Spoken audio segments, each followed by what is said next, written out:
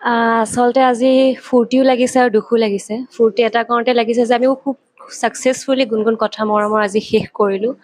আৰু দুখ এইটো লাগিছে যে পৰিয়ালটো আমি এৰিব লাগিব। আজি ১.৫ বছৰীয়া যাত্ৰা এটাৰ সমাপ্তি ঘটিলে। গতিকে আজি খুব আৱেগিকো হৈ পৰিছোঁ।